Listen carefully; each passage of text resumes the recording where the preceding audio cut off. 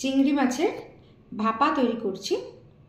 চিংড়ি মাছ নিয়ে নিয়েছি আর দু রকম সর্ষে আর পোস্ত আমি মিক্সিতে গ্রাইন্ড করে নিচ্ছি।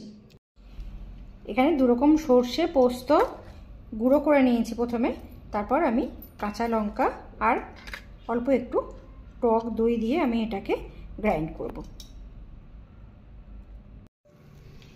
মাছের মধ্যে আমি পেস্ট তৈরি করেছি, এটা মেখে নেব।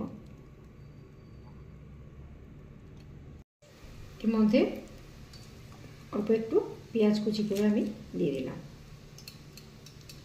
একটু কাশ্মীরি লঙ্কা গুঁড়ো দিলাম, লবণ দিলাম, বেশ কিছুটা সর্ষের তেল দিয়ে দেব।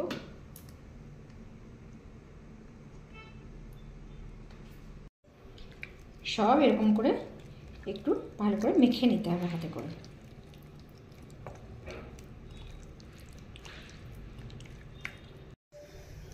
কড়াইয়ের মধ্যে জল দিয়ে এরকম একটা দিয়ে দিয়েছি।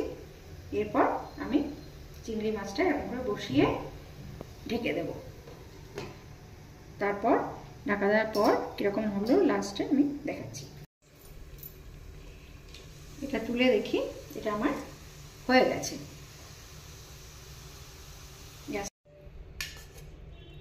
এটা ভাপে হয়ে গেছে, এবার আমি পরিবেশন করে দেখাবো। এরকম করে চিংড়ি মাছ ভাপে খেয়ে দেখবেন। এরকম করে যদি ভালো লাগে খেতে, তাহলে আমাকে জানাবেন কমেন্টে, শেয়ার করবেন, লাইক করবেন, সাবস্ক্রাইব করবেন চ্যানেলটাকে। ভালো থাকবেন সবাই, থ্যাংক ইউ।